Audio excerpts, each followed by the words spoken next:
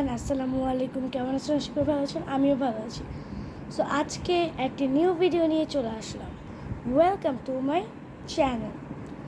So আজকে title বা thumbnail দেখে হয়তো আপনারা বুঝে গিয়েছেন আজকে আমি কী রেসিপি বা কিসের মিনি ব্লগ নিয়ে এসেছি। ইয়েস, তো আজকে আমি একদমই ইজি নিয়মে, একদমই সঠিক নিয়মে কেএফসির মতন আপনাদেরকে ক্রিসপি ফ্রেঞ্চ ফ্রাই বানিয়ে দেখালাম। সো রেসিপিটি শুরু করার আগে বিসমিল্লাহির রহমানির রহিম। দেখো, এখন আমি বড় 8টা আলু নিয়ে নিয়েছি। আমি কয়েকটা মিডিয়াম সাইজ অ্যান্ড কয়েকটা বড় বড় আলু নিয়ে নিয়েছি। ভালো করে আলুগুলোকে তোমরা দেখলে হয়তো বুঝেছো, ওটা আমি ধুয়ে নিয়েছি। ধুয়ে নেওয়ার পর এখন আমি একটা চুলনির সাহায্য দিয়ে সবগুলো আলুকে ছুলে নেব। গাইস দেখো, আলু ছোলার মাঝখানে একটা অ্যাক্সিডেন্ট হয়ে গেল। তারপরে এই যে ছুলে নেওয়া হয়ে গিয়েছে, আমার এখন এগুলোকে কেটে নিতে হবে। সো গাইস, আমার আলুগুলো পিস পিস করে কাটা হয়ে গিয়েছে, এগুলোকে এখন আমি বয়েলড করব। সো হাই হিটে আমি এটাকে বয়েলড করে নিচ্ছি।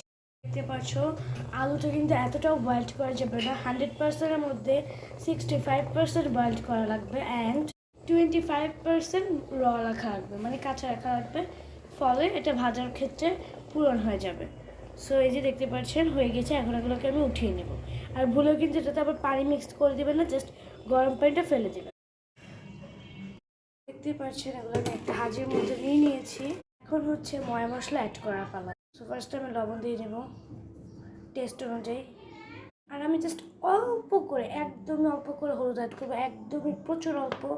সো এই কয়েকটা ঘরোয়া উপাদান কিন্তু আমাদের সবার কাছেই থেকে। তারপর হচ্ছে ধনিয়ার গুঁড়ো দিয়ে, ধনিয়ার গুঁড়োটা দিলে কিন্তু টেস্টটা অনেকটাই ভালো আসে। তারপর মরিচের গুঁড়ো দিয়ে দেবো, মরিচের গুঁড়োটাকে, তারপর বেসন দিয়ে দিচ্ছি। আমি ভালো করে বেসন দিয়েগুলোকে মেখে নিয়েছি, দেখতে পাচ্ছেন একদম কোট করে নিয়েছি। এই যে সবগুলো লেয়ার ভারী ভারী হয়েছে।